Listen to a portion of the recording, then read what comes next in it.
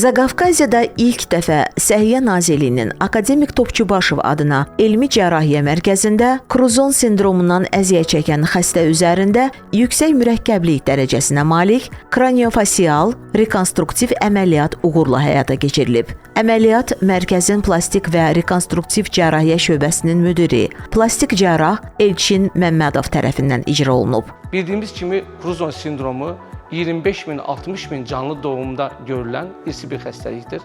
Xəstənin müayinəsi zamanı baş görünümündə və üzdə deformasiyalar, gözlərin irəli olması və aralı olması, diş düzülümündə deformasiyalar qeyd olunurdu. Əməliyyatı cərrahi briqada şəklində planladıq. Əməliyyatda baş sümüklərinin şəkilləndirilməsi, eyni zamanda orta üst sümüklərinin şəkilləndirilməsi, onların monoblok şəkildə irəli alınması icra olundu. Həkim dediklərinə onu da əlavə edib ki, əməliyyatdan bir həftə sonra distraksiya mərhələsinə başlanılıb və orta üz nahiyəsi ümumilikdə 8 mm önə çəkilib. İcra edilən əməliyyat plastik və kraniofasial cərrahiyyənin ən mürəkkəb müdaxilələrindən biri hesab edilir və Zaqafqaziya regionunda ilk dəfə uğurla həyata keçirilib.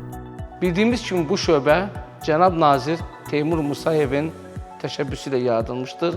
Eyni zamanda bu mərkəzdə əməliyyatlara dəstək olan Professor Doktor Rauf Ağayevə də xüsusi təşəkkürümüzü bildiririk.